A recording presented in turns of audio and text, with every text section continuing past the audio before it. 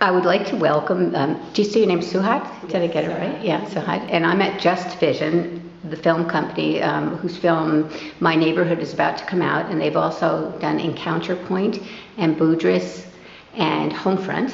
And Suhat does the educational outreach or the educational resources part of the website. And I've asked if I could interview her a little bit about what Just Vision is, maybe something about My Neighborhood, and then the educational resources that you have available. So this is an audience that might or might not know Just Vision, so a little bit about Just Vision would be great. Great. Just Vision is a team of Palestinian, Israeli, and North and South American filmmakers, journalists, human rights advocates, and conflict resolution experts.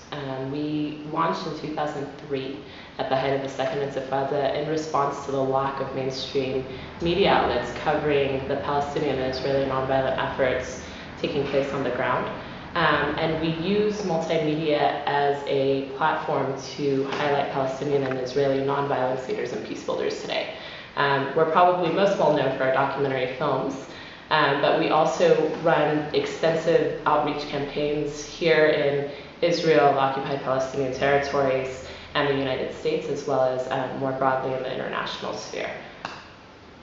Okay, thank you very much for that. And then you have a new movie coming out called My Neighborhood, which I've read about, and also I've seen little bits from Homefront. But could you tell us a little bit about Sure. My Neighborhood came out, we released it in April of 2012, and it covers the nonviolent demonstrations that have taken place in the East Jerusalem neighborhood of Sheikh Jarrah in response to the evictions of Palestinian families from their homes by settlers. The film is really, it's a divergence from our traditional long form film format. As you might remember from Boudris and Encounter Point, both of these films were feature-length films. In order to really capture the events as they're taking place on the ground today, however, in East Jerusalem, we decided to go with a short film format of 25 minutes. And it really highlights a broader policies of eviction that's taking place across East Jerusalem of Palestinian residents by settlers.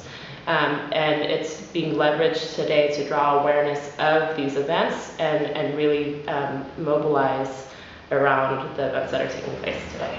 I didn't realize it was 25 minutes. Somehow I missed that. And the educational outreach part, which I've looked at on the resources that you have available, could you give a little overview of that, since I'm hoping that teachers will be watching this little video clip?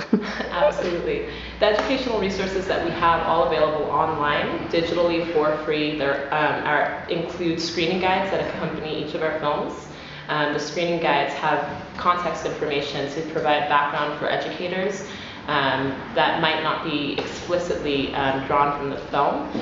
You also have a plethora of discussion questions, usually based by theme. In some cases, they're based by scenes that help educators walk students through the different scenes in the film in order to take away major points from the film, and also surface some major critical questions that aren't traditionally being asked today by students in our traditional academic formats. So we hope that the films are a tool in which we can leverage some of these key issues of nonviolence and peace building in the Israeli-Palestinian context that aren't necessarily touched upon in traditional academic forms. In addition to the screening guides, we have a visionaries database, which has approximately 70 Palestinian and Israeli nonviolence leaders and peace builders on full-length interview.